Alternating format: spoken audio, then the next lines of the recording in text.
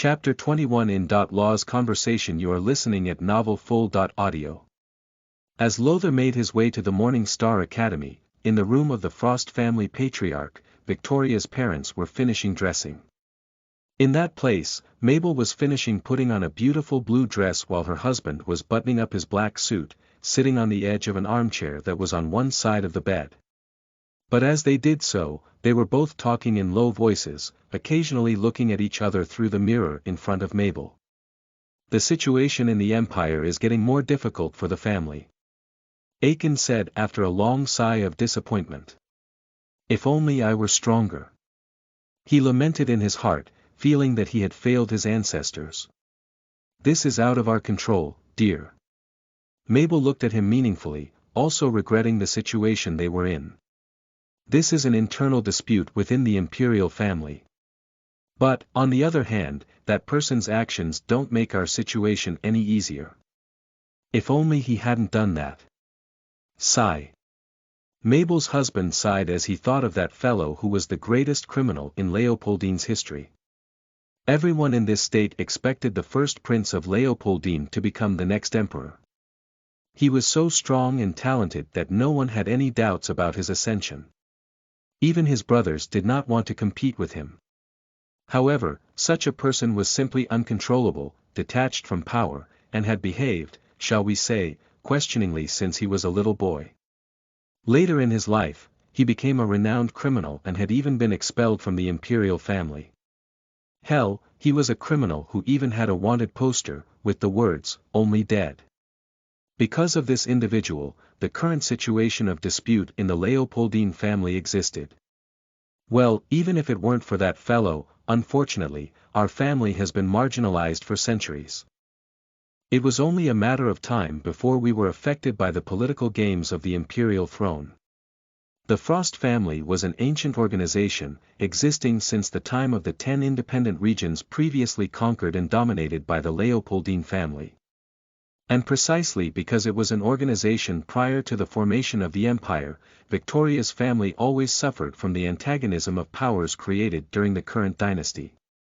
Not only because they were not fully loyal to House Leopoldine but also because they had long been an organization almost as strong as such a family itself. That was a problem. In typical situations, two prominent organizations of equivalent power could live in peace. But from time to time, problems always appeared.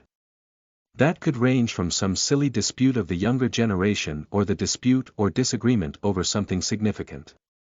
In any case, when something like this increased tensions between the parties, hardly anyone would come out unscathed. Consequently, it was in the interest of one force to dominate or destroy the other. In the case in question, House Leopoldine dominated a more extensive and populous territory than House Frost. With more resources and people, fate seemed to have sided with the imperial power. But unfortunately for the organization that Lothar currently belonged to, time did not usually forgive anyone. As time went by, geniuses came and went. That was normal for any power with thousands of descendants and a long history. But with parasites constantly corroding them, even an organization with good foundations could shake. And the Frost family had finally started to shake in the last few centuries. That happened not only because of the constant action of the powers antagonistic toward them but also because of the terrible luck of this organization, which gradually lost its best geniuses throughout history. A great example was the current patriarch, someone weaker than his wife, Mabel. The latter, in turn, was weaker than the typical patriarch this organization has had throughout its history. Mabel continued. The family has lost a lot of space in the last few decades, and now with the problem of imperial succession, we may no longer be tolerated. Tisk. Both sides are pressuring us to make a move. Aiken stood up from where he was, angrily waving one of his arms. Sigh. He sighed once again, trying not to stress himself more than he should on this matter. But at least little Vicky bought us some time. But upon hearing that comment, Mabel's beautiful face contorted, displaying an angry expression. Or rather, our daughter sacrificed herself by marrying that scumbag for the sake of your family. Mabel, I never wished for anything like that to happen. Aiken looked at that woman seriously, also lamenting his daughter's fate. He did not blame Lothar for being with his precious daughter. For that very reason, he did not treat that boy badly, who, truth be told, was helping them a lot. But still, like a good father, he wished that his daughter had a reliable man by her side. Unfortunately, to avoid the pressures of the sides vying for the imperial throne, who feared that Victoria, this talented person, would choose one side and the other would be harmed, she married Lothar. Marrying Lothar decreased her chances of joining one of the parties and decreased the chance of more talents arising in the Frost family or even that this house would get support. After all, mortals and cultivators could hardly generate powerful offspring. But, on the other hand, with Victoria being with Lothar, the chance of her decadent family getting support overnight was slim. With that, House Frost could continue to weaken.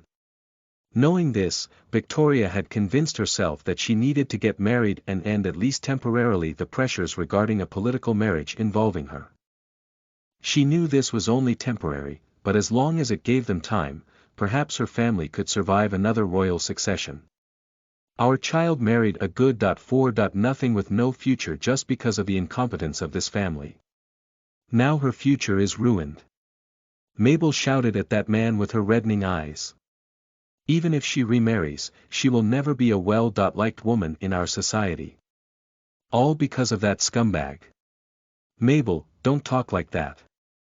Lothar is not to blame for anything. You know very well that Vicky chose him on her own.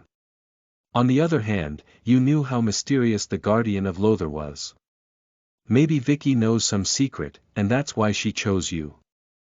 I don't believe that. Mabel shouted as she walked up against her husband. She thought marrying a worthless man would not bring another feud into our family. She never thought of her happiness, only her family. Sigh. Aiken gave up, finally coming closer to his lovely wife, hugging her gently. I am sorry, my love. I let you down. But you know that Vicky and Lothar never did anything, and more than half the city comments on things like that. So, there is still salvation for our daughter. Anyway, we just need to endure until the decision of the imperial heir is made. Humph. That's if that scumbag survives until then. She said angrily, feeling that even Lothar was no good for that. Did you hear what happened to him yesterday? That good for nothing almost got killed. Yes, the city is getting more and more dangerous. I will send some guards to look after his safety after his recovery, Aiken said in lamentation, feeling sorry for Lothar. Poor boy. That situation is probably our organization's fault. After his kind conversation with Victoria, Lothar went to the local academy, where he spent a few hours following the morning classes, understanding a little more about the subjects of this world.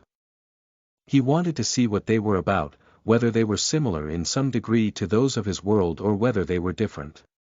In doing so, he had realized that not only the economy in this place was simpler, but all the other areas of knowledge. In fact, it seemed that aside from cultivation, everything he had seen was elementary, and even Earth children could master these concepts with ease. Upon finding out about this, Lothar realized that he did not need to attend most of these classes. No, since the academy did not require its students to attend classes, as long as he studied on his own and passed the tests, he could raise his position in this place. With this in mind, apart from the geopolitics classes, he could have contact with Elka and Annika. He had no interest in attending almost any of the other classes. With only his study skills inherited from his former life, Lothar was sure that he could learn these basic things of this world on his own.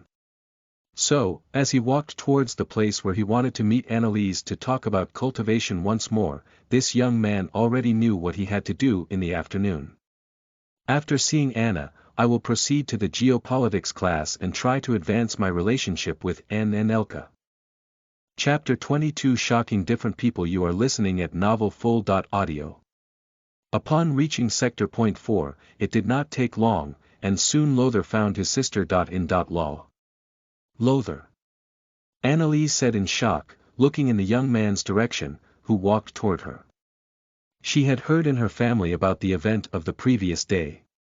That way, seeing Lothar walking in that area as if nothing had happened, she could not help but cry out in surprise, getting up from where she was and running towards him. "You! I heard that you were beaten up the night before. How can you be here? Can you truly be here instead of resting at home?" she asked with a noticeably nervous tone as she touched Lothar's shoulders carefully. "Thank you for your concern, Anna. I don't know what happened, but I was feeling better by the time I woke up this morning. So, I just came to the academy as I should have." He said this as he looked into her worried eyes, pleased to see this reaction in Anneliese. Sigh. Anneliese cares about me far more than Victoria. Maybe I married the wrong sister. He smiled internally while Anneliese still looked at him with concern. She then asked in a guilty tone. "Lothar, what happened yesterday? I didn't wait for you because you took too long and then. All that happened." Lothar's eyes then opened as he realized what was on that woman's mind, and he then placed one of his hands on one of her shoulders. "Anna, what happened has nothing to do with you. Yesterday, I was reading some books in my sector library and got carried away with some discoveries that made me miss my schedule. After that." He then recounted every detail of what had happened the night before, when 3 masked men had ambushed him in one of the alleys in this city. "What? How does someone have the nerve to ambush a member of the Frost family?" Anneliese said in a tone charged with anger and humiliation, outraged by what had happened. Lothar might only be a son-in-law of the Frost family, but that did not change the fact that he was part of that organization. As a member of this family, even if he were a pet, the people in the family would not accept outsiders doing such an absurd thing. That was a demonstration that these individuals were not intimidated by the power of House Frost. How could Anneliese accept this without getting angry? With that mentality, she felt offended that her family was despised by the people who attacked Lothar. Damn bastards.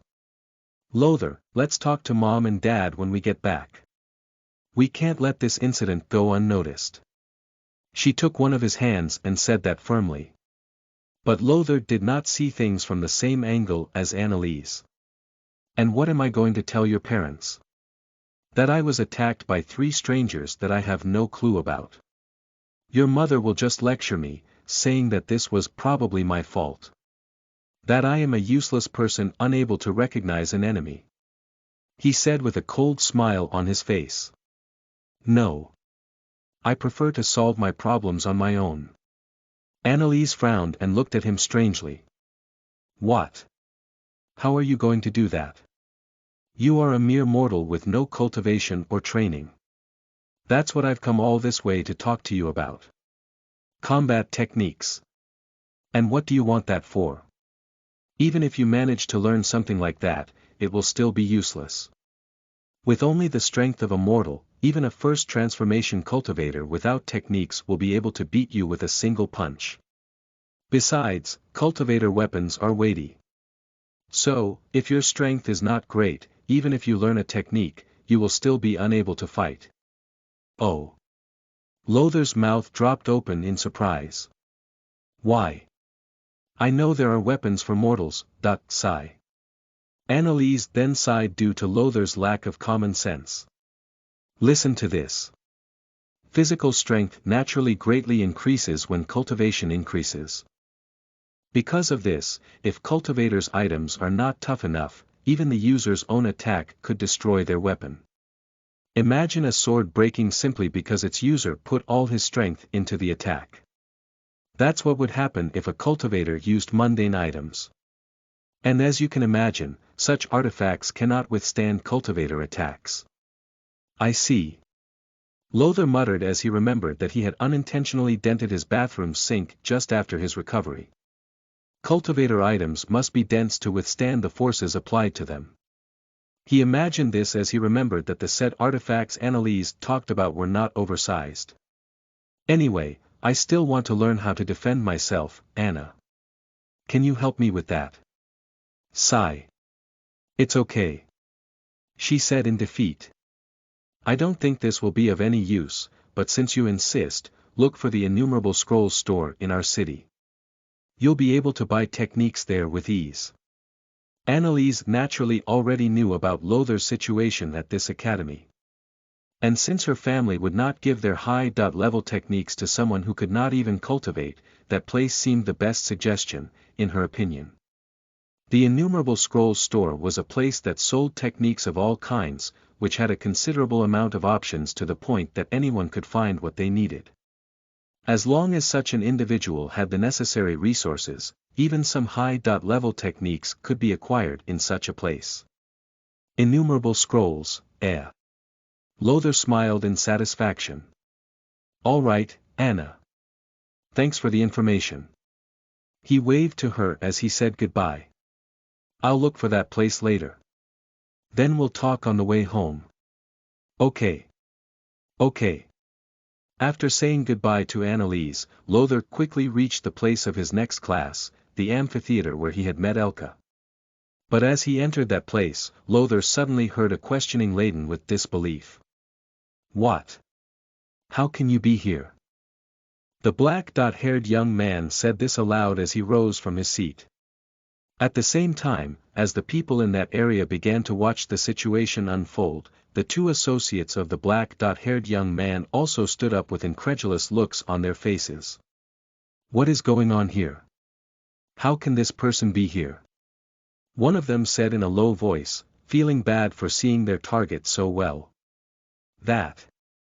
And realizing that, Lothar's eyes sharpened in realization since, besides those three, no one else seemed surprised by his presence in this place. You guys probably have some relation to what happened the night before. He imagined this, considering that no matter how much information spread everywhere, the reaction of those people seemed somewhat out of the ordinary. He then smiled coldly and ignored them, promptly heading towards where Elka was already watching him, with a smile on her beautiful face. I will talk to you once I learn how to protect myself. Until then, enjoy it while you can. I may not be of this world, but I know how to handle situations like this. Lothar came from Earth, a relatively peaceful place despite all the problems. But even in a world where one could leave home without much worry of not returning, bullying and violence happened everywhere. And as only a 19-year-old, Lothar remembered very well things that had happened in his school when he was younger. He himself had never suffered from such a problem, but he had seen and heard several cases of classmates suffering from it. However, despite society's attempt to resolve such situations peacefully, with dialogue and awareness raising, Lothar had never seen such a thing work. On the contrary, whenever a bullying problem in his school was resolved, it was usually due to the victim taking action rather than the bully realizing his error. And knowing that he could not allow himself to be bullied, he already had a good idea of how to act against the people who had ambushed him the night before. Chapter 23 Troublesome Little Game. You are listening at NovelFull.audio. Good morning, Lothar. Elka greeted him soon after seeing him coming toward her, smiling at him as she ran one of her hands through her red hair. Noticing the expression on that woman's face, Lothar smiled and waved to her, pleased to see how this woman looked even more beautiful than the day before. Good morning, Elka. You look a little different today. Is that so? She asked in surprise. I didn't do anything different today, but I woke up feeling more energetic for some reason. I can imagine. He sat down next to her and then greeted the other women sitting around before finally turning his attention to the woman next to him. So. Did you do what I told you yesterday? Elka's cheeks suddenly turned pink as she tried to turn her eyes away from Lothar's. Gulp. I struggled in my studies, but I confess I couldn't help but think about what happened to us. She said softly, something only the two of them could hear. Is that it? He looked at her with interest. Do you regret what you did yesterday? We can stop this if you want. No. She said a little louder as she held Lothar's right forearm. I don't regret anything, and I'm willing to continue. Oh. Lothar liked to hear that, finding it fascinating how determined this woman was. Well, that's not strange. In my life on Earth, I have met several women like her even though I had less than 30% of my current attractiveness and much less experience. He pondered in silence. Well, you are sincere, so even if you have not been able to keep your thoughts under control, I will still show you something new later. But I hope you will be able to live up to our agreements next time. All right. She nodded at him silently, curious to know what it was that Lothar would show her later. But since you haven't fulfilled our agreement perfectly, I want you to do one other thing for me before that. Is that okay with you? What do you want? Nothing much. I just want you to accompany me to the Innumerable Scrolls store after this class. I need to see this place, but I confess I don't know its location. Oh. She said in surprise, interested in this simple task but curious about this man.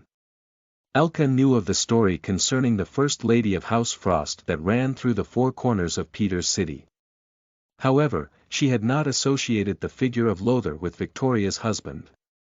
Not only because she did not know Victoria's husband personally, but because the person next to her did not resemble the city good. Nothing at all. With that in mind, even though she knew Lothar's name, she had no idea of his background and was curious to learn more about this man who had treated her so distinctively the day before. It's okay. I can do that. She said this after watching him for a moment. But if you don't mind my asking, why do you want to go to that place? Isn't it better that you simply go to the cultivation area in our sector? There are various techniques of all kinds in that place, and there are still teachers and even students who can help you understand them. It's definitely much simpler and more economical for you to do it here. But Lothar had nothing to do about that. Well, that's complicated, but understand that I truly need to go to this place. He took a brief break while looking at her intensely and then asked. Well. Will you help me? Yes. Can we do it after this class?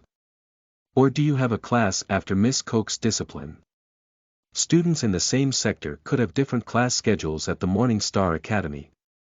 Not only that, even students with similar schedules could take lessons in different classes. That was the case with Lothar and Elka. They had a geopolitics class together but took each of the other subjects in this institution in different classes. So, not knowing about Lothar's free time, Elka had questioned him on this point. I even have a class after that period in Annika's subject, but it's something I can learn on my own at the local library. No. I'm free after this Miss Koch class. He said to her without delay. Perfect. After that, the two continued to talk for some more time, constantly over the eyes of Elka's three young admirers. But as the conversations in that area created a turbulent melody around that amphitheater, Annika finally stepped up onto the class stage, causing the voices in the surroundings to subside suddenly.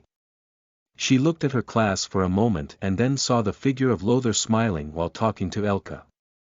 This guy. He's truly confident even without any talent. Even though he is married to the First Lady of House Frost, he still has the nerve to flirt with the young lady of the Becker family. Annika pondered this as she prepared her class instruments. Unlike Lothar, she naturally knew Peter's city's powers very well and knew where each of her students came from. With this knowledge, she could not help but admire Lothar's audacity in flirting with a lady of great local economic power, despite the fact that he was already Victoria's husband. Elka is not talented at cultivation, but still, her family's power is so great that any faults she has, disappear in its face. Does he know what he is getting involved in? Or is his arrogance at that level? She looked at that young man's face and saw him winking at her while smiling. And he still makes that gesture to me while flirting with another woman. She felt an urge to hit Lothar but stopped herself from doing so by clenching her fists tightly. Sigh. Calm down, Annika. He's just a fool who doesn't know of the danger in his surroundings. She deeply sighed as she closed her eyes to calm herself. She then said aloud. Students, open your books where we left off last class and read the first 10 pages. Meanwhile.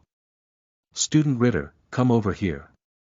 Hearing Annika's words, the many students in that place did not find her orders strange and soon began to open their books simultaneously.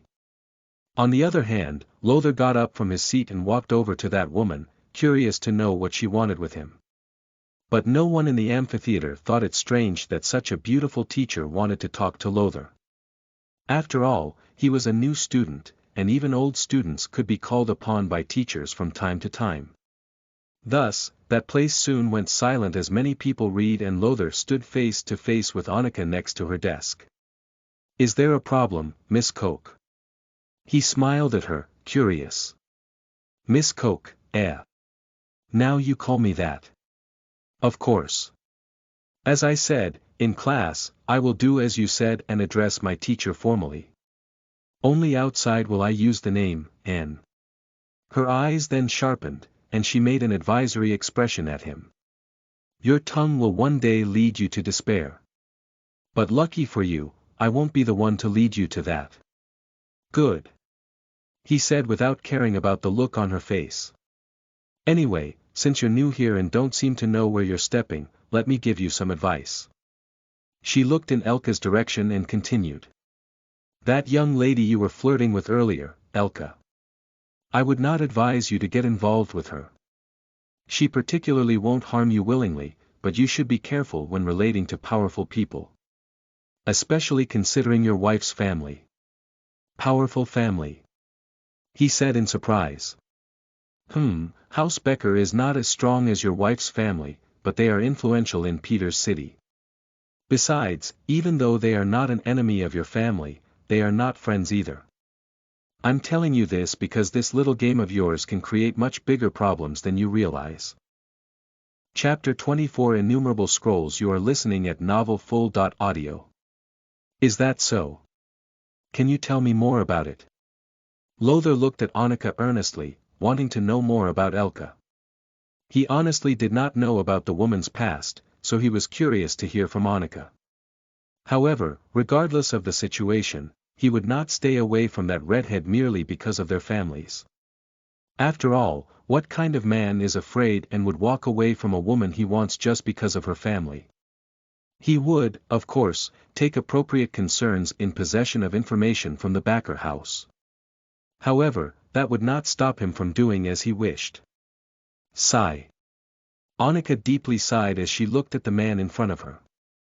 The Becker family is a large precious metal mining organization in Lin province.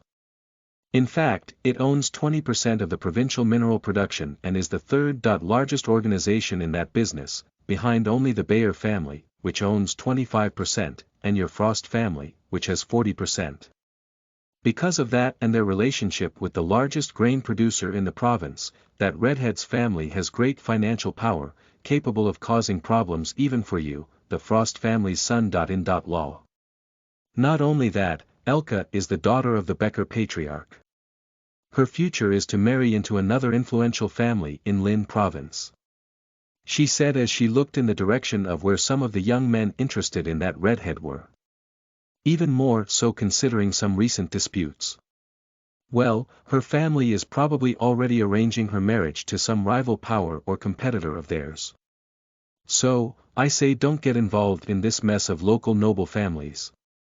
She then sighed as she observed the calm way Lothar was watching her as if realizing that her warning would not change his attitude at all. That's all the information I can give you to help you locate yourself better in this dangerous place. Miss Koch, I'm impressed. He smiled at her, still standing in front of this woman's desk. I did not expect that someone I met by chance would have such a background, but while I am grateful for this information, I will not change my plans. Giving up Elka would not be a big problem since we have no feelings. But once I do something like that to avoid future complications, would damage my own mentality. Doing it once with the justification that it wouldn't affect me tremendously would just be an excuse for an inability to face problems or unwanted situations. That way, it would only be a matter of time before my conviction would collapse from accepting such a thing, and eventually, I would give up anything that would cause me trouble. That's not worth it. Lothar pondered this in silence, determined to go through with his intentions. As long as Elka herself wished to continue the game they were playing, he would not back down. As for the future problems this would create, well, the very fact that he was breathing could already be considered an offense to someone. After all, his physique seemed quite heaven-defying, so sooner or later, he would face much bigger problems than the Becker family. That was the disputed cultivation world, where the strongest acted against the weak, taking whatever interested them. You gained something from your effort. Outstanding, congratulations. Now pass it to me. That was the law of the jungle, and the more competitors, the scarcer the resources, i.e., the more offenses and reasons to fight. He, Lothar, might not be someone who originated from this world. Still, he understood well the idea behind the competition for resources. Moreover, his predecessor had given him enough information to understand this was a society where thieves robbed thieves. Hence the reason for him not to back down and stay true to his mindset. Are you sure? She looked at him cautiously, trying to understand from where the confidence of this young man who was not showing any doubt in his expression was coming from. The Frost family would not help you in situations like this. No, in fact, they would probably punish you before you even went ahead with these games. Then where does this attitude come from? Lothar then laughed and said. Miss Coke, if you talk like that, I'm afraid I'll fall in love.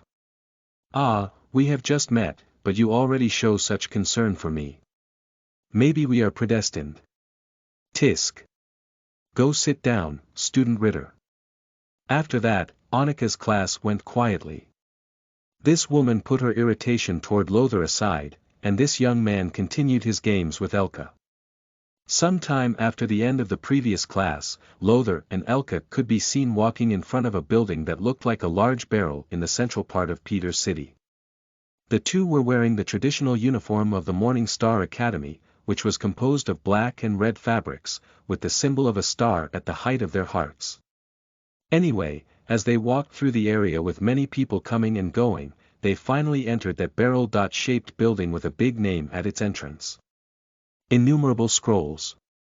Lothar, what do you expect to find in this place? Elke asked her classmate, curious about his intentions. For Elke, who did not know about Lothar's origin, coming to this place was somewhat counterintuitive.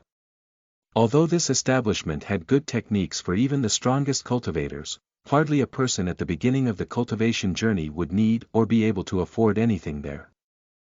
Usually, the people who attended the Morning Star Academy were mostly nobles or their subordinates. And with that, these people naturally already had basic techniques, even disregarding the options provided by the academy. On the other hand, even if students still wanted to dilute their time by learning more techniques than needed, they would have trouble doing the same due to their own limits. To learn many techniques, one would need to have an excellent natural talent or deep cultivation understanding. In Lothar's case, he could not be very talented since he was in Sector Point 1. As for cultivation understanding, this young man could not have it as besides being young, he did not seem to have any cultivation at all. That was Elke's opinion. And thinking about it, she did not understand what Lothar wanted to do in this place. Maybe he just wants an excuse to hang out with me. She wondered as she felt her cheeks heat up. I looked up some information about this store in a book during Miss Coke's class and found that this is the largest chain of such stores in our empire. Then there must be some pretty good stuff here. She then nodded to him. This is indeed the biggest store that sells techniques in the empire. Or rather, this Innumerable Scrolls network is the largest of its kind in our state. Yes. Lothar continued. I've read that each of the stores in this chain has sample copies from other branches. That makes it possible for customers from all over the empire to buy their items without leaving their respective cities. You read it, huh? She laughed softly. So that's why you were so focused earlier. But you could have just asked me and saved your efforts, you know. But Lothar just stared at her in silence, without answering that question. He then said. Come on. I want to see what's in this place. Maybe I'll have some luck finding something suitable, and that won't break me, hee hee. After the two laughed, they finally came across the first part of that place, a large hall full of shelves and subdivisions, where dozens of people came and went. Wow! That place looks like a bookstore. Lothar thought about it before pulling one of Elka's hands and heading towards his first target in that place. Chapter 25 Looking for Techniques. You are listening at novelfull.audio. Lothar, this is the sample hall, where the summary of the most common techniques sold in this store is. Elka began to explain to the man beside her as they walked through the aisles of shelves. There are all kinds of iron-grade techniques here, where ordinary people interested in buying them can easily use their coins to acquire memory crystals. In this area, you just find what you want and take the copy of the technique summary of your interest to one of those people. She pointed one of her hands at some of the employees of that establishment who were near them. Ha! Lothar found Elka's explanation strange, implying something that went against much of what he had seen in his past life. Why do I get the impression that it is not enough to have coins to buy techniques here? She laughed. Because that's not enough. This store has 4 floors, but only the first one is open for anyone to enter. Beyond this point, if someone wants to buy something in the innumerable scrolls, that individual will have to meet some requirements. So how do they do business here? I've never heard of a store where the customer has to prove himself worthy to buy something. He commented in an uncertain tone, finding this all very unusual. Well, I'm not sure of the intentions of the organization behind such a store, but I believe it makes sense not to let just anyone obtain certain techniques. This is also a chance for innumerable scrolls to create contacts with customers with good future potential or position in the empire. As for how they operate here, they naturally have requirements for cultivation level, talent, influence, etc. Anything that can prove your worth can be used to liberate your entry to the upper floors of this store. If you want to enter the 2nd floor, you need to cultivate at least peak 2nd stage. Or have a grade talent. Another possibility is to have some important position in the province. She said as she looked into Lothar's eyes with a frown. She did not think this young man could fulfill either of the first 2 options. After all, besides not sensing any cultivation coming from him, a person with grade talent would not start studying in Sector Point 1. Talent in this world was the measure of potential, the capacity for understanding that cultivators could have, something Lothar called intelligence. Such a thing was not immutable and could be affected by resources, places, or even good contacts. However, it was not easy to change a person's talent, and few had the opportunity to do so. With this in mind, Elka considered that Lothar could not reach the 2nd floor of this store, where the best iron-grade and most of the bronze-grade techniques were. The techniques in this world were divided into 6 ranks, starting with the lowest, iron, through bronze, silver, gold, platinum, and finally the highest, diamond. As for the difference between them, well, to put it simply, the higher the quality of a technique, the more efficient it would be at transforming energy. On the other hand, the fundamental laws involved in the techniques also influenced their classification. So, more challenging characteristics were also a differentiator seen in techniques of different qualities. Consequently, a diamond-grade technique was much more efficient than an iron-grade one. Still, its power would also be more impressive. Examples of one challenging and common feature are the ability to control the gravity of a given space and another that improves the strength of its user's punches. Lothar then asked Elka. How do they test the talent of the clients here? Is there any way for me to know my exact talent without taking a test? They have a device called the aptitude crystal that does that test. So you just have to ask one of those employees to take you to a testing room, and there they will do what is necessary to evaluate your talent. As for your other question, you can get an idea of how talented you are by your cultivation speed. How quickly you learn a new technique. The quality of your comprehension, etc. But only high talent or cultivation people can distinguish different talents by only observing these factors. So I can't tell you for sure how you can self-assess yourself, other than taking the aptitude test. She then looked at him in curiosity and asked. Anyway, the organization you are a part of must have done this before, right? Don't you know what your talent is? Lothar said in surprise, not answering her right away as he thought of an answer. If my knowledge from my past life is worth anything, then intelligence must be related to understanding. Lothar had already noticed that the system seemed to quantify his characteristics from ideas in his own mind. He thought this because, instead of the line, cultivation, indicating the level corresponding to the cultivation system of this world, the system showed him, level 1, which was not something used in this place.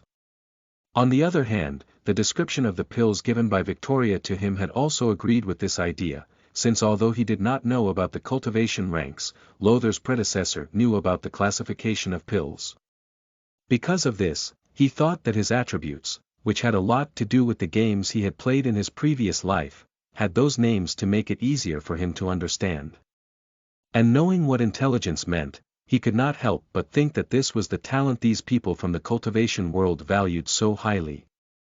In this case, my talent seems to be higher than it should be. He pondered this as he remembered that the values of his mental attributes were much higher than the physical ones. Lothar had also already doubled his initial intelligence value, so he was confident that his current talent had increased over his predecessors. He said, "For certain reasons, when I did my test, my family's device was not working normally. After that, I ended up ignoring that for other factors. Anyway, let's look at some techniques in this place, and if we don't find anything, I'll do this test to see how far I can go." He pulled Elka by one of her hands, heading toward a shelf with the name "Movement" written on it. "By the way, you said there are only iron.grade techniques on this floor. But what about the others? What are the highest grade techniques sold by Innumerable Scrolls?" he asked as he started flipping through some movement technique summaries. Elka watched Lothar reading that information next to him and said, "There are iron.grade techniques on all floors. The difference is that those found on the upper floors are among the best or rarest. Then, all the other floors have bronze.grade techniques. From the third onward, all have those of silver.grade, and finally, the fourth floor has techniques of all those grades, plus those of gold.grade." Oh! Lothar took his eyes off the yellowish leaf he held in his hands. "Aren't there any higher grade techniques?" But upon hearing such a question, Elka could not help but laugh, finding Lothar's joke funny. "Of course, there isn't. Diamond.grade techniques are practically legends. Aside from the stories, no one has ever actually seen anyone using one of those. As for platinum.grade ones, they are so rare that the number of people known to have one of them can be counted on the fingers of one hand. So, how would anyone try to sell something so precious?" "I see."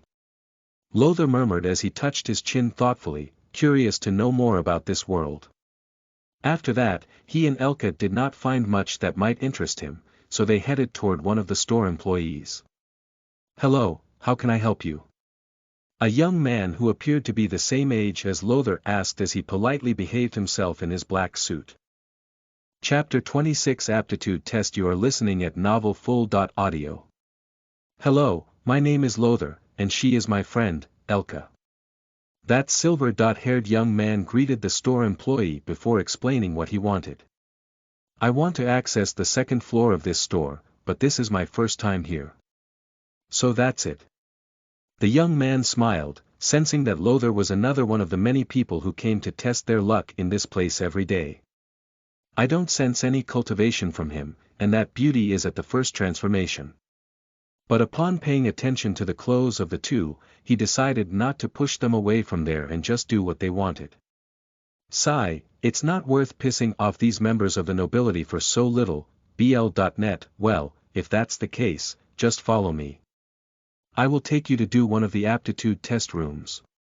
That well-dressed fellow said this before finally moving on as Lothar and Elka followed him. "Friend, tell me something, does someone with the ability to enter upper floors have the power to take people with them?" "No. Every person who intends to enter our store to obtain products must go through our requirements. And what's to stop me from passing on these techniques to other people? That rule makes no sense. Lothar was thinking about it, but soon that individual's voice stopped his train of thought. But don't worry, our store's system is foolproof. When you buy a technique here, our customers receive a copy of the purchase technique that only up to 3 people can learn. After that, the memory crystal decays until nothing but dust remains. So every customer who has access to our upper floors has the privilege of access to techniques that are hardly propagated around the world. Really? So by buying a technique here, someone is only paying for a copy. Lothar muttered to himself, realizing the advantage of this deal to the sellers. On Earth, this seemed to happen too. There were products on Earth that customers only had to pay for once. After that, customers would have them as long as they existed, were functional, and were compatible with other technologies. But then some genius thought of the idea of subscriptions, and products of that other kind slowly disappeared. But this was a way with no turning back. After all, why sell something expensive only once when you can sell something cheaper every month, at a price the masses can afford, indefinitely? And upon noticing the business model of this establishment, Lothar immediately understood why anyone in this world would sell techniques that should be secretive due to the cruel nature of this world. Ah, this chain owners must be swimming in spiritual crystals. Lothar felt a little admiration for these individuals before turning to his companion and asking something. Elka, will you take the test with me? Oh, no. I already know my talent, and I also already have access to the second floor of this store. She said this quickly, trying to talk as little as possible about her shameful talent. Elka naturally did not have a great talent. Still, due to her position as the daughter of the patriarch of the Becker family, she had what it took to access the second floor of this store. Is that so? So I hope I don't disappoint you with my aptitude test later. After a few moments, Lothar, Elka, and the employee from before finally reached a hallway that had 3 doors on each of its sides. This way. That individual waved to the 2 as he opened the door to one of those rooms. Upon entering there, Lothar immediately observed his surroundings, seeing a relatively small room of less than 10 square meters. There was a counter with a white crystal on top, some paintings of natural landscapes of this region on the walls, and some armchairs. Immediately that white crystal, an octahedron, caught Lothar's attention. At the same time, that employee went behind that counter, and Elka sat down in one of the armchairs there. And then right away, that man said, "Well, will you try to get approval to enter the second floor through your talent or contacts? If it is for your position, we will have to. Don't worry about that. I'll take the aptitude test." Lothar stopped that individual from continuing, hurrying to find out what the rating of his talent would be. Okay then. He stepped forward and began to touch that crystal in a way that Lothar did not understand. To test your talent, you basically had to place one of your hands on this face of the aptitude crystal. This store employee indicated with one of his fingers the right place for Lothar. Then Lothar did what that man advised him to do until he began to feel the temperature in that used hand slightly rise. Finally, that octahedron began to glow in rainbow colors, with multiple beams of light leaving that item on all sides as one of the colors slowly spread across its surface. Green. Talent. Elka shouted in surprise as she got up from her chair in a startled manner. She could not believe that Lothar, a student from the humble Sector Point 1, had a talent of this quality. Lothar. Who are you? What are you doing in Sector Point 1? She asked herself as she bit her lips. On the other hand, that man was satisfied that he had not mistreated these young people. That's because someone with green. Talent had enough aptitude to become a transcendent. And in a world full of mortals, someone capable of reaching the 3rd stage could already be considered an expert in many places. Consequently, that man was happy that his good sense had prevented him from scaring those 2 away. Green. Talent, who could this person be? He said his name. Ah. Lothar. But I don't know anyone that talented with such a name. There is only that good. For nothing of the Frost family, but that fellow has no talent. But that man did not think about it for long. He soon smiled at Lothar and offered his congratulations. Excellent, sir. You have great talent and naturally qualify for access to the second floor of our store. Here, take this. He gave a medallion to Lothar, something that had the symbol of a green crystal. Just show it at the entrance to the second floor, and the guards will not stop you. Oh. Lothar grabbed that as he smiled, satisfied that his assumptions were confirmed correct. It seems that my talent is different from my predecessors. Is this just a system thing? Or is it something related to me? The system said it had annihilated my predecessor's soul before my possession. He pondered about the matter as he observed that medallion. Well, it doesn't matter. I'll keep those questions, and I'll naturally get to the truth when I have more information. Thank you. He said to that man before turning to the shocked Elka and pulling her out of that place. Come on, Elka. I want to see the techniques available on that second floor. Gulp. All right. She sighed quietly, following his command toward that area. Oh, why am I feeling so bad? I should be happy that he has a good talent. But. That means. She clenched her fists in frustration just before they reached the entrance to the second floor. You two, show your permissions or get out of here. A tall, muscular man dressed in black armor, similar to others, said this in a grave tone after the two reached the entrance to the second floor. But unlike what usually happened, that guard quickly saw the couple showing their green medallions. Very well, you can come in. Then Elka and Lothar entered that area, a place somewhat smaller than the second floor but much more beautiful and luxurious, to the point that the difference was simply surreal. At the same time, while the second floor had several people coming and going, this place was much more secluded, with only a few people passing through. The individuals there also seemed to dress much better, with appearances that were hard to ignore and noble bearing, only seen from those of good education. That was true for the customers next to the shelves and even the employees who wore green clothes in that area. Dear customers, welcome to the second floor of Innumerable Scrolls. This one's name is Wilfried. How can I help you? One of those employees approached Lothar and Elka formally. Chapter 27 About techniques. You are listening at NovelFull.audio. When Lothar noticed the distinction in the treatment of the customers from this floor to the previous one, he was not too startled since he had expected something like this from this world. Even on Earth, where political correctness demanded equal treatment for all, there were distinctions in treating customers with different backgrounds. So, it would not be in the cultivation world that things would be fair. No, in the cultivation world, people were much more truthful with their intentions, flattering those of high status and ignoring the ordinary. This place was unlike the Earth, where people had only virtual power, something fictitious that depended on belief in certain institutions.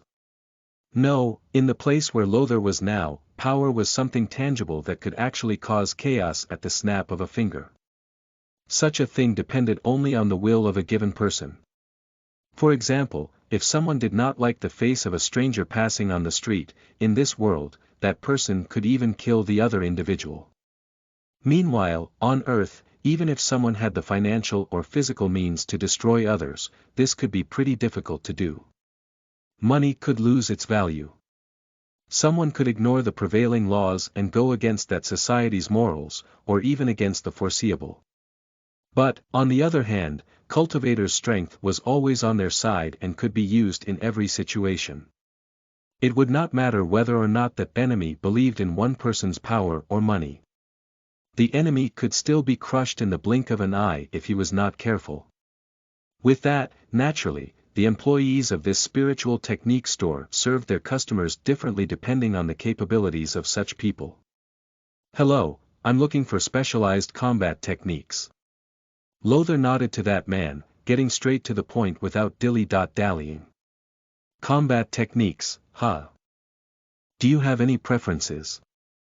We have many of those around here, but not all of them will be interesting for you depending on your previous techniques and your physical condition. The employee said in a calm tone, indicating the direction of the shelves where the summaries of combat techniques were. Upon hearing that, Lothar did not know what to say to that man since he had never trained anything, nor did he understand how one technique could differ from another. All he wanted here was to find something to use to defend himself and eventually act against the rocks in his path. Seeing her companion's silence, Elke took the lead and said, "Let's look at some movement techniques first, but we don't have any preferences." Movement techniques were the most common ones that existed in the cultivation world. That is because they rarely required the use of external items or special training conditions. In fact, due to the main characteristic of this type of technique, these options basically only depended on the user's physical condition. And even though some techniques of this type were more or less suitable depending on the cultivation level, physique and bloodline, in general, were the most generic of all. Considering this, Elke had indicated this path to Lothar, giving him time to think better about what he wanted regarding other types of combat techniques. "Okay. Follow me." That man led the way for those two. As he walked behind that person, side by side with Elke, Lothar smiled at what had just happened, pleased with her initiative. "This girl has more qualities than I had thought." He looked at her sideways but said nothing. "Here we are. On this shelf, we have 8 bronze.grade and 12 iron.grade movement techniques. Feel free to look for something suitable, and when you want my help, I'll be waiting for next door." The employee said this quickly, just before making room for those two. Thanks for the help." After that, Lothar looked into Elke's eyes and asked, "Do you want to help me find something? Don't worry about the particulars of these techniques. I just want to find something with potential." "All right." Then the two began to study those options, which were priced at around 4,000 bronze coins for iron.grade techniques and 18,000 silver coins for bronze.grade ones. But this was not the regular price of the techniques but rather the value of the copy with the limited number that one could use the memory crystal. If someone wanted to buy the original scroll of a technique in this world, that person might have to pay an average of up to 10 times the value of the copies. But even with the coins, hardly anyone would be able to buy one original scroll. Anyway, they quickly started flipping through the summary of each of the techniques there until one of them found something interesting. "Lothar, check this one out." Elke approached him and handed him the summary of that technique. "This is an iron.grade technique called crosswalk. It promises to double your natural speed as early as the first phase of mastery, beginner. Then, it continues to double your results with each advance in comprehension." "Oh. All that?" Lothar asked in surprise. The techniques of this world also had their classification given the level of mastery of their users. The mastery level of a technique, the phase of it, was something that differentiated whether a person could use the same technique to do something basic or complex. For comparative purposes, this basically distinguished the same as, for example, one person on Earth who could do the 4 basic operations and another who could do double integrals. As for the stages of this classification of mastery, they ranged from beginner to adept, master, and finally, grandmaster. But despite the few ranks, the difficulty between them was so great that it was said that the vast majority of cultivators could barely get past the first mastery phase of their techniques. As for reaching the master phase, that was as difficult or more difficult than reaching the 4th stage. But since mastery of a technique was related to understanding, Lothar was not so concerned about this now. As long as he could improve his intelligence in the future, he knew he could advance faster in his cultivation and technique domains. With that in mind, he did not underestimate even those iron.grade techniques. One of them trained to its maximum was undoubtedly more significant than one of higher grade but trained only in the initial phase. "Yes," Elke replied to Lothar. "This technique seems a bit special because of that speed feature. But that's because the most important thing about it only happens to those who have reached the adept phase.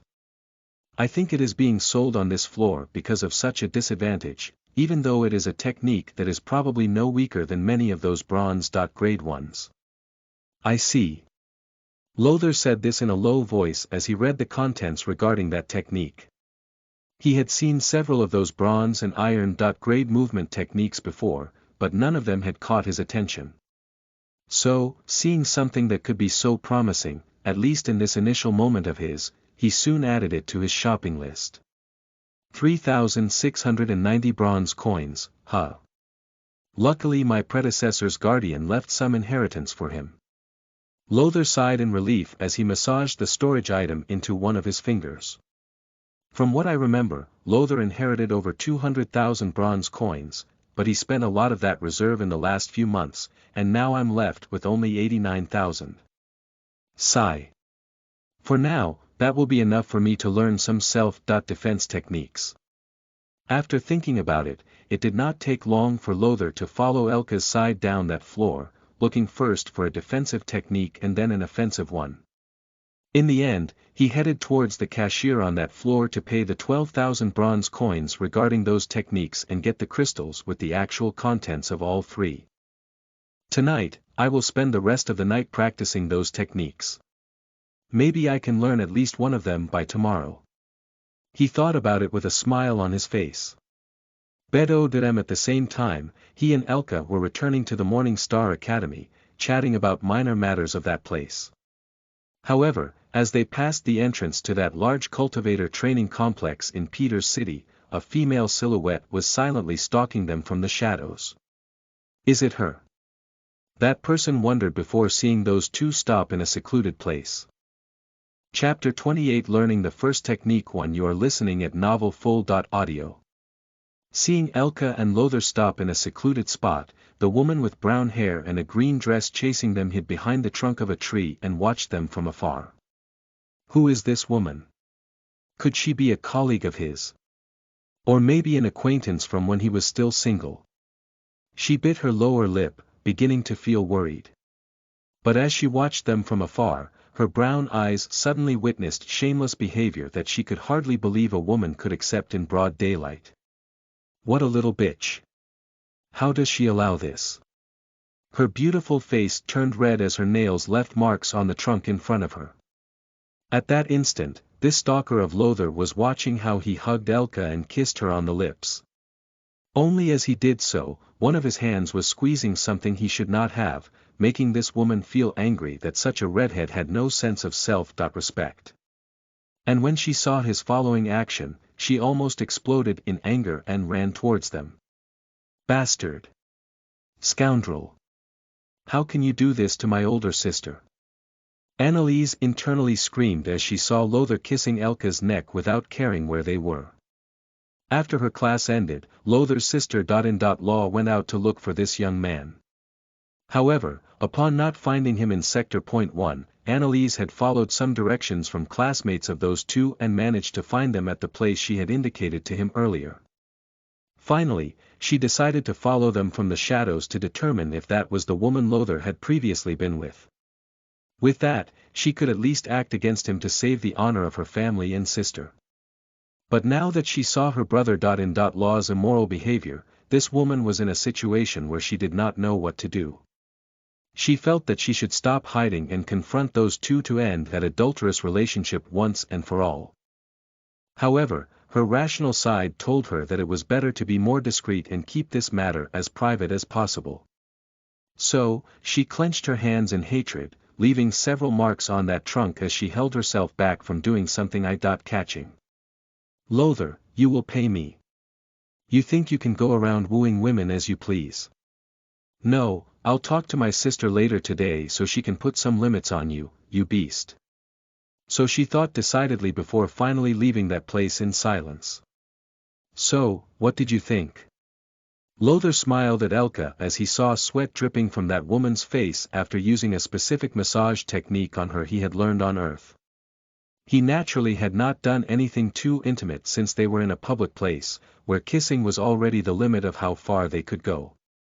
But for a man who had had vast experience in such matters in his previous life, Lothar knew a thing or two about satisfying a woman without even taking off her clothes or touching certain parts. Lothar. She looked at him amidst her irregular breathing, feeling as if her expectation had not been disappointed but met with a wide positive margin. That was even better than I had thought. What did you do to me? Is that some secret technique? He, you can say that. He smiled as he watched her closely. Anyway, it's almost time for me to return home, so let's say goodbye around here. Do you come home every day? She asked in surprise, considering that a large portion of the students at this academy stayed at least a few days a week in the dormitory of this institution. Many of these disciples were nobles, but their organizations were not located in Peter's city. And as much as some powers could afford residences for their members, a significant portion of the students preferred to stay at the academy, where most of their acquaintances and interests were. Considering this, upon discovering that Lothar did not stay in the dormitory of the Morning Star Academy, Elke was interested in finding out which of the local families he belonged to. Well, yes. I have some responsibilities, and I always have to return after the academy. He commented, but without revealing any further details. What about you? Do you stick around here often? Oh, no, my family is based here in Peter's city. Our property is on the south side of the city. Is that so? Well, it's a shame. It would be nice to have a more private place in this academy. He said in a low voice. But unfortunately, I won't get something like that. Anyway, I'll see you tomorrow, Elke. He kissed one of her cheeks before turning and running towards where Anneliese should be waiting for him. Bye. Elke sighed, thinking about Lothar's last words. After his earlier farewell, Lothar quickly reached the carriage that this time had not left without him from the local academy.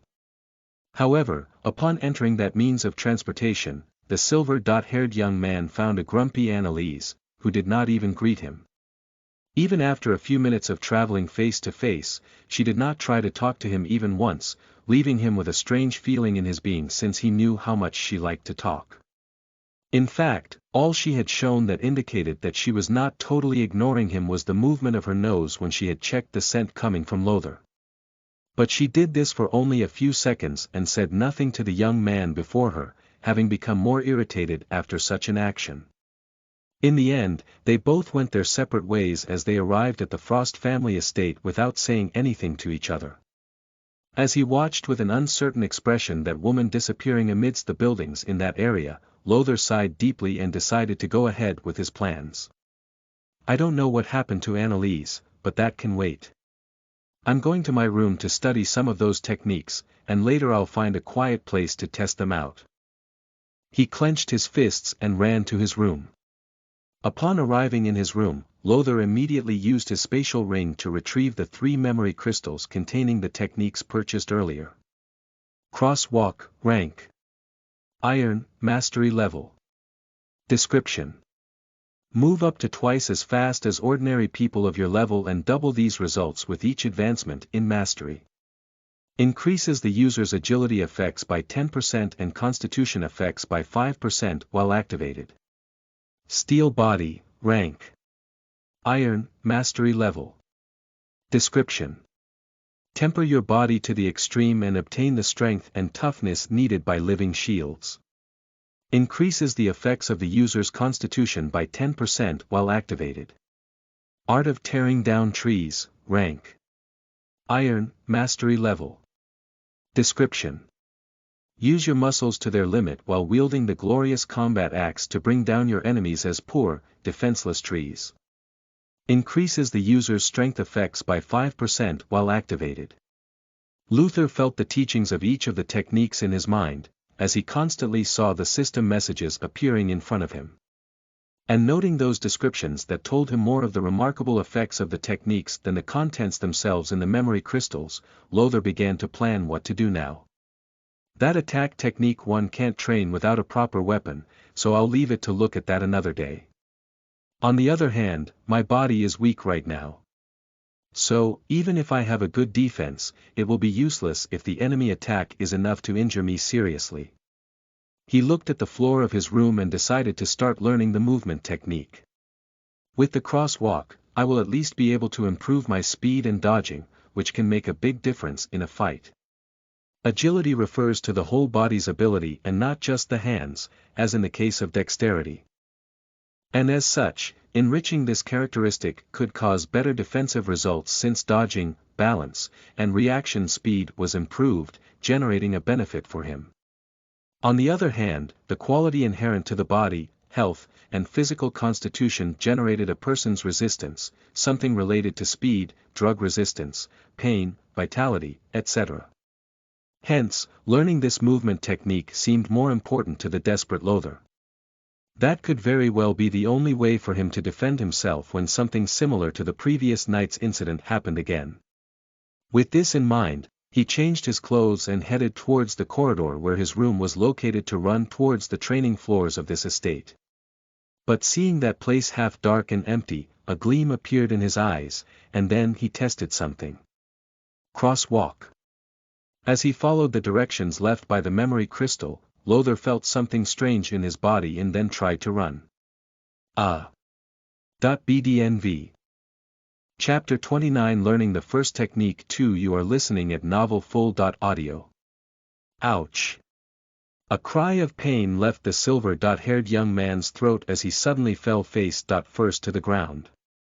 In trying to activate his movement technique and run down that corridor, Lothar had thought that knowing the basics of the technique was enough for him to use it properly.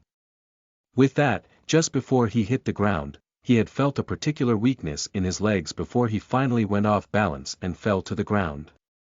Damn it! This feeling is like I just finished leg training at the gym. He felt uncomfortable, realizing that actually, the weakness in his legs was a few times more significant than it would be after a leg day.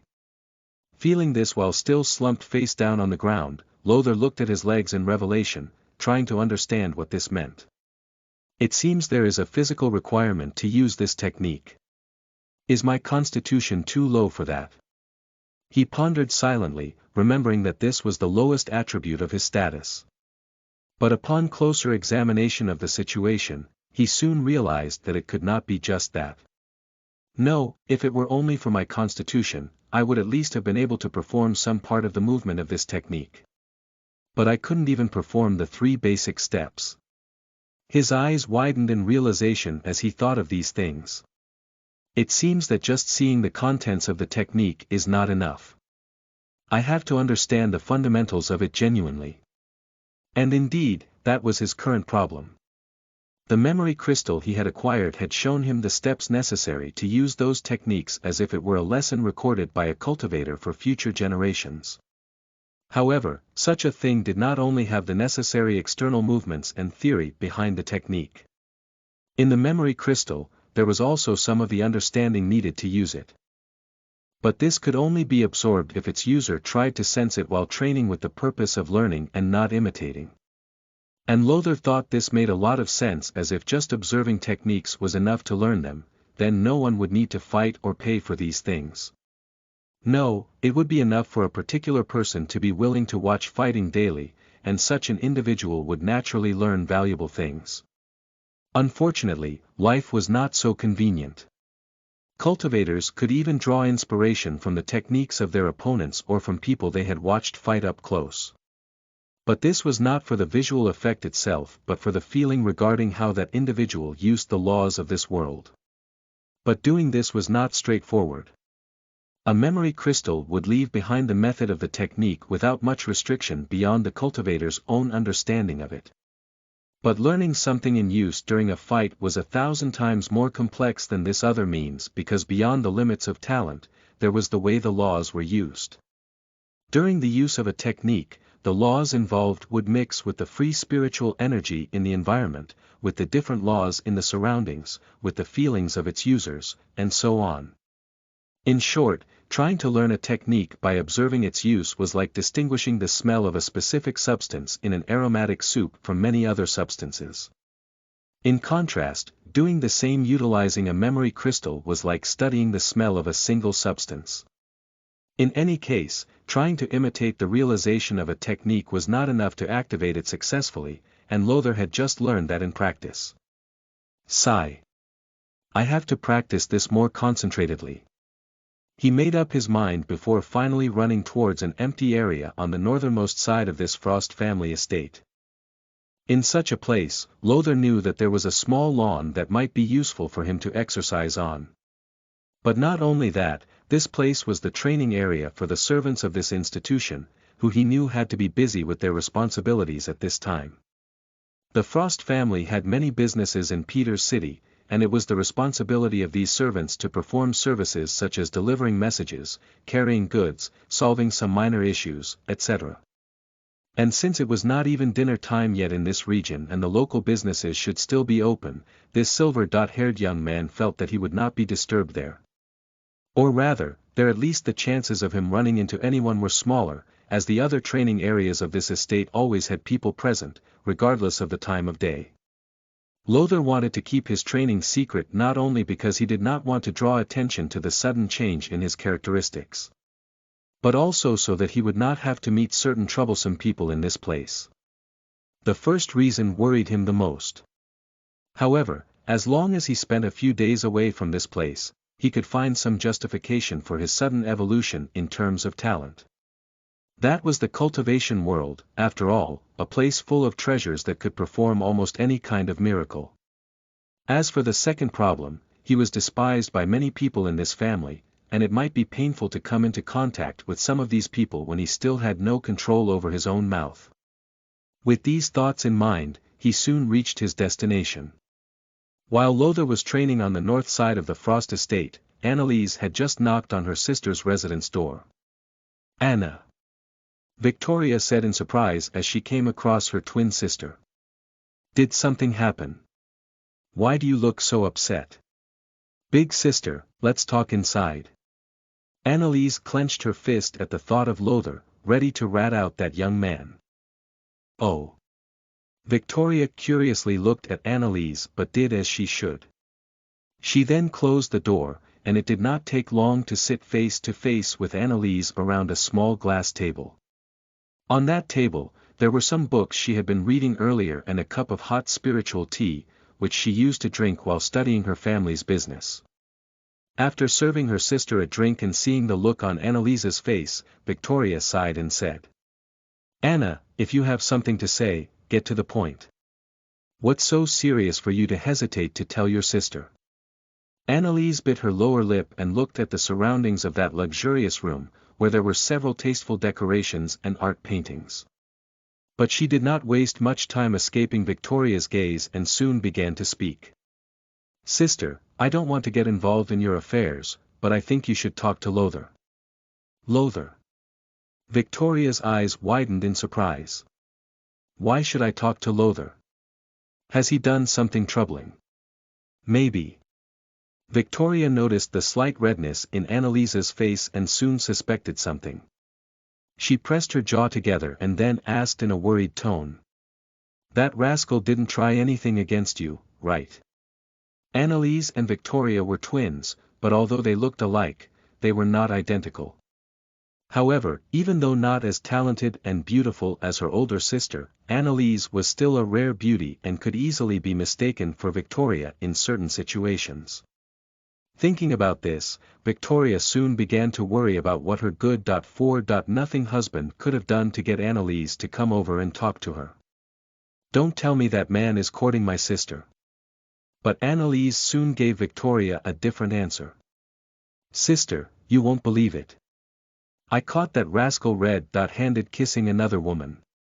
To make matters worse, this is not the first time. Yesterday, I smelled a woman's scent coming from his body, and then when I followed him earlier today, I finally saw the jerk acting up," she said, clearly annoyed, still not believing Lothar's indecency. She then proceeded to tell what she had seen. "When I saw Lothar earlier." "What? He did that?" Victoria's mouth dropped open in shock as she felt surprised for the first time in a long time. Chapter 30 Learning the First Technique 3 You are listening at NovelFull.audio. Victoria had been married to Lothar for over 6 months now. Although they had not lived together as a couple during such a period, this woman had learned about his personality. So, she knew that although Lothar was a good for nothing arrogant guy who ran after women from all over the city, she also understood that his skills in this regard were lacking. After all, even if he was extremely handsome, that was all he had. Looks were important in attraction. But women were hardly attracted to men who did not know how to talk, to have even the slightest exciting ideas, in other words, content. That was even more true in the cultivation world, where status and prestige could be considered even more critical than on Earth. That was particularly true considering that many female cultivators abstain from sexual relations early in their lives. In fact, it was not unusual to find women over 100 years old in this world who were still virgins. But in this world, Lothar had no talent. His past could be considered shameful, given his position in House Frost. He was arrogant without even one quality beyond his appearance. He was someone who gambled, lived without worrying about tomorrow, had no funds that could guarantee his future, and barely had a primary education by the standards of this world. How could anyone be interested in a young man with no scope or prospects? To be with him would be an absolute waste of time for the vast majority of women.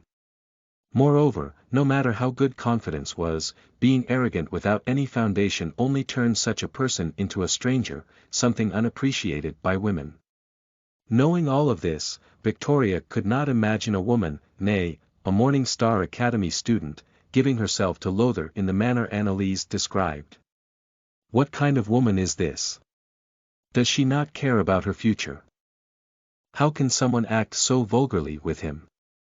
Victoria wondered in disbelief, feeling that such a thing made no sense. If the woman Anneliese described to her was at least some desperate mortal who was perhaps in search of something specific, Victoria could understand the situation. But this was a student of the Morning Star Academy, probably a member of the local nobility. She should be someone with sufficient means to understand the consequences of her decisions and not be influenced by his appearance.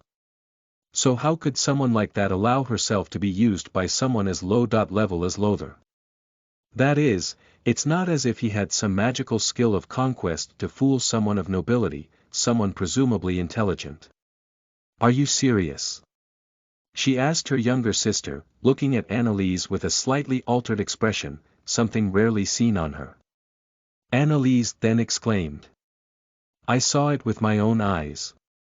How can that be? Are you telling me that this redhead gave herself to Lothar happily? Are we truly talking about the same person? Anna, Lothar is not someone who is capable of holding an interesting conversation with a woman for more than 1 minute. How can that be true? She stood up from her chair as she asked that. I don't know. Anneliese finally realized that, indeed, Lothar should not have the necessary skills for this and began to wonder how he had managed that. Come to think of it. Sister, perhaps he is maturing. She commented as she looked into Victoria's eyes. I feel he is becoming different. At least the last few days, I have felt different when I am with him. Maybe he managed to fool that brat somehow. To fool her. Lothar. Victoria's eyes sharpened, not thinking that could be possible. Anyway, sister, he truly was cheating on you with that redhead. What are you going to do about it? We can't let this go on. That. Indeed. Regardless of how he managed this feat, if Anna saw him doing it, then we need to have a serious talk. I don't care what he does, but he has to talk about it with me first, and he can't do these things in public. She made up her mind as her younger sister watched her in anticipation. All right, after dinner with our parents, I'll go talk to him. Hee, that's better, sister. Quickly more than 3 hours passed from the moment Lothar left his room to go to the northernmost area of the Frost estate.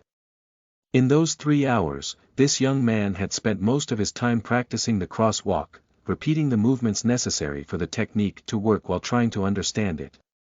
But as much as this was his first time training a technique of this world, and he did not have much knowledge regarding cultivation, Lothar quickly understood how to train.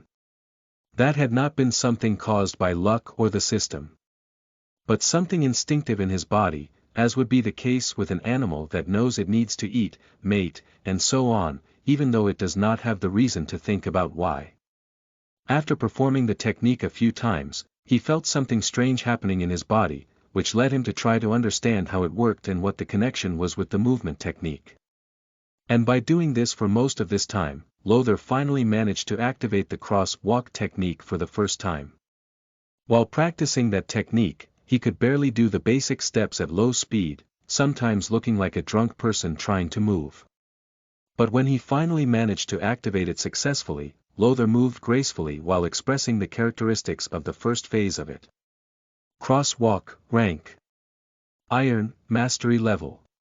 Beginner, effect. Plus 10% AGI, plus 5% con. He finally saw the system message appearing in front of him, as drops of sweat dripped down his face, down his neck, accumulating on his soaked clothes. Finally. He celebrated as he saw this, feeling cramps in various parts of his body. He then fell to his knees, just before he allowed himself to lie down on that grass in the servants' area of this estate, finally able to breathe without caring about his training. But as he did so, he soon saw new system warnings appearing in front of him.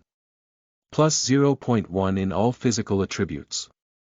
Plus 0.1 in AGI. Plus 0.1 in WL. Plus 0.2 in CON. Name. Lothar Ritter, Physique. What doesn't kill you makes you stronger, Bloodline. Cultivation. Level 2, STR, 2.2, Con. 1.5, Dex. 2.2, AGI. 3.1, Int. 30, Per. 11, Will. 38.1. Oh. He exclaimed in surprise upon seeing his status. So training these techniques can increase my attributes, huh? Well, I guess that makes sense. After all, this training worked my body quite hard, so it should be normal for me to become stronger after this. On the other hand, besides affecting my constitution and agility more significantly, it also increased my will. He silently pondered as he smelled the grass and looked up at the starry sky. Peter's city was not very bright during the nights, despite its considerable population. Therefore, it was possible to observe the night sky there without any problems. And by observing that, Lothar felt the peace needed to understand better how cultivation in this world worked through the system's data. That's perfect. I won't have to be beaten up every time just to ensure my advancements. But what about those mental attributes? How will I improve? So far, Lothar had realized that the mental attributes seemed not to be affected as simply as the physical ones. And knowing that these attributes were in no way less important than the physical ones, he could not help but worry about raising their values as well. For the moment, this was fine since his mental attributes were far above the physical ones. However, if he wanted to climb to the top of this place he was in, brute strength alone would not be enough. Hence his concern. Well, I have no way of finding that out for now. So, I'll continue with my current plans and eventually figure out how to improve that. Time to return and take a shower. He stood up from where he was and then made his way in the direction of his room.